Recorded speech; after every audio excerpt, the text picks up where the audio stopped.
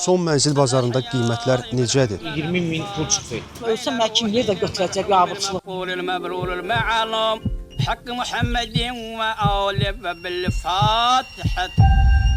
Qəbir yerləri ödənişsizdir. Bələdiyyələr təmin etməlidir. Bəs bunun üçün hara və necə müraciət etmək lazımdır? Neyini sən ha kişi? Dur ayağa. Dəli olmusan nədir? Məni qatıya salma. Dur ayağa çıx get. Vətəndaş vəfat etdikdə təcili tibbi yardımdan ölüm haqqında arayış alınmalıdır. Həmin arayış vəfat edən şəxsin qeydiyyatda olduğu ərazidəki bələdiyyəyə təqdim olunmalıdır və qurum dərhal 2 nəfərlik qəbir yeri ayırmalıdır.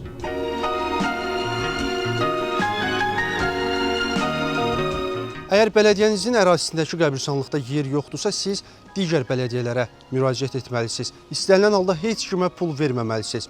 Amma qəbirlərin qazılması və digər işlər vəfat edən şəxsin yaxınları tərəfindən icra olunmalıdır.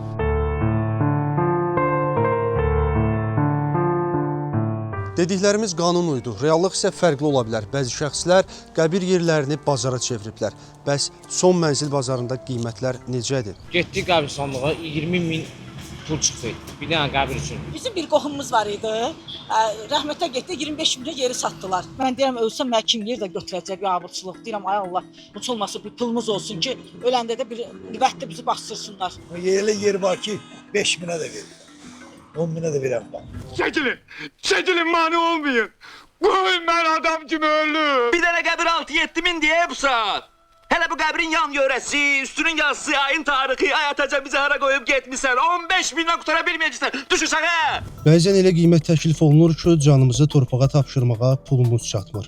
İstənilən halda qəbir yerlərinin satılması qanunsuzdur.